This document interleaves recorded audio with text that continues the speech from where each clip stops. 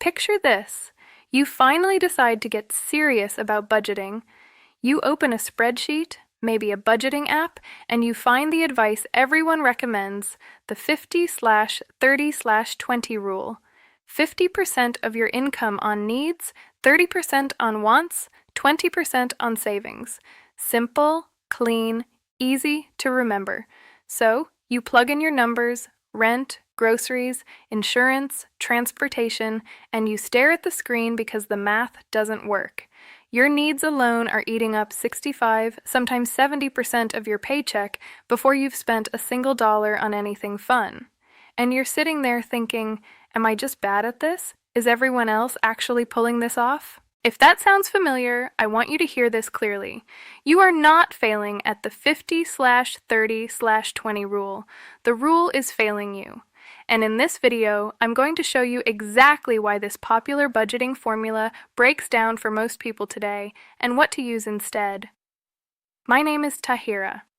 If you've ever felt like a budgeting failure because the numbers just don't add up, make sure to hit the subscribe button and give this video a thumbs up.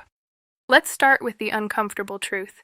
The 50/30/20 rule isn't broken because you're doing something wrong.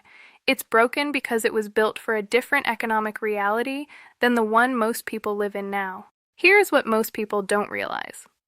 This rule was popularized back in 2005 in a book written by a senator and her daughter.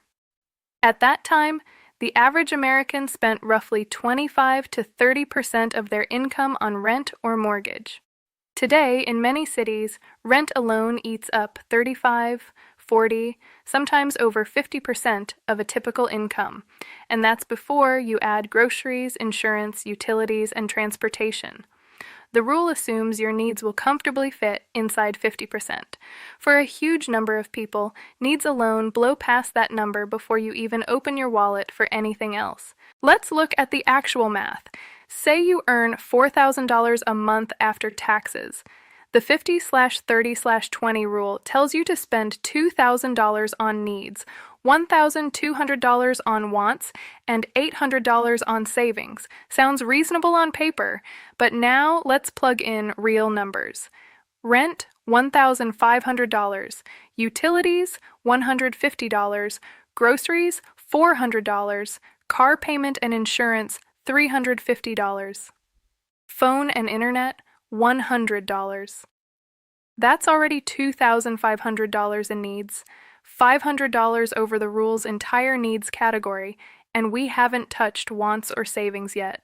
Which means, following the rule exactly as written, you'd have negative money left for the 20% savings goal the rule promises you.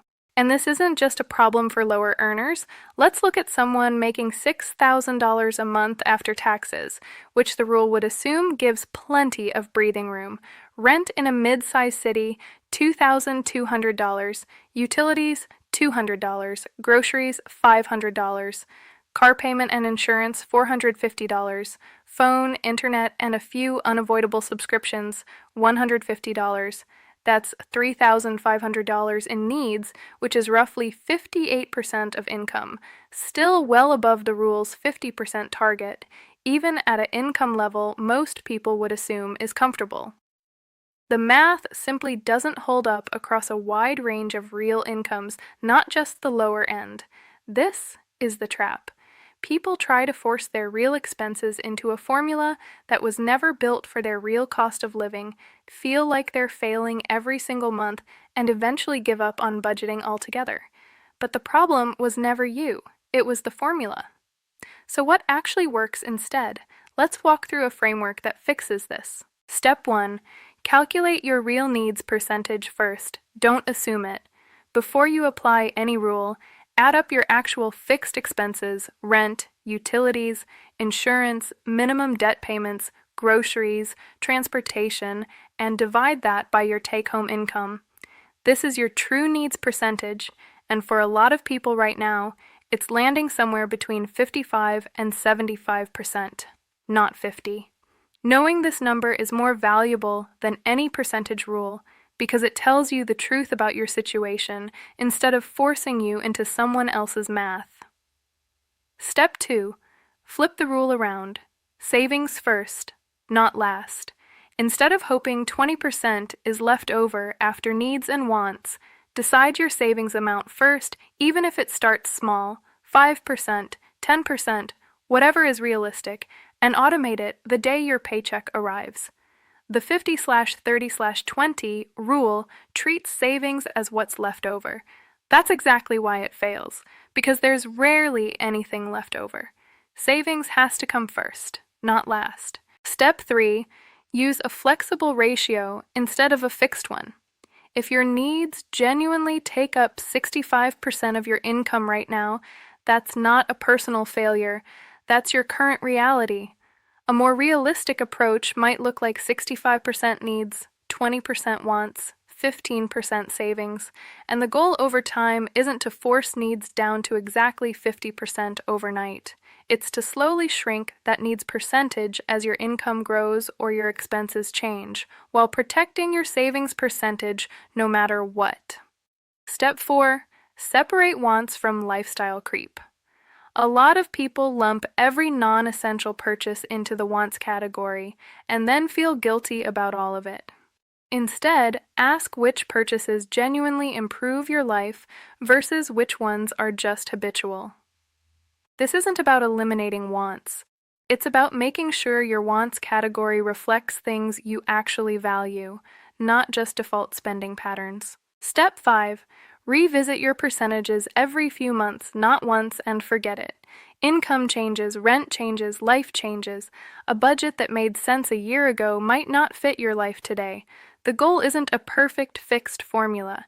It's an evolving system that adjusts as your numbers change. Let me tell you about someone I'll call Maria. Maria tried the 50/30/20 rule for months and felt like a complete failure every single time. Her rent alone was 45% of her income before anything else, and once you added groceries, insurance, and her car payment, her real needs number sat at 68%.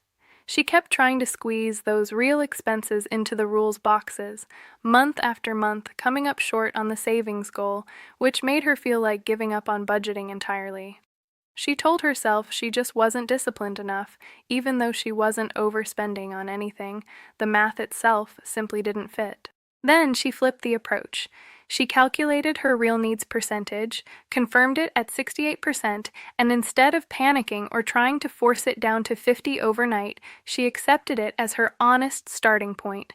She set her savings goal at a realistic 7% and automated it immediately, letting wants absorb whatever was left after that. It wasn't the 20% the rule promised, but it was real, consistent progress instead of a repeated cycle of failure. Within 6 months, Maria wasn't stressed about hitting an arbitrary number anymore. As she got a small raise a few months later, she didn't let her lifestyle expand. She used that raise to nudge her savings percentage up instead. For the first time, budgeting actually felt sustainable instead of like a test she kept failing. Now, you might be thinking, but doesn't having a fixed rule give me more structure and discipline? That's a fair point. But structure only works if it's built around your actual numbers. A rule that's mathematically impossible for your situation doesn't create discipline, it creates guilt and eventually abandonment. The framework I just walked you through still gives you structure. It's just structure that starts with reality instead of starting with an assumption. You might also be thinking, this feels more complicated than just following a simple rule.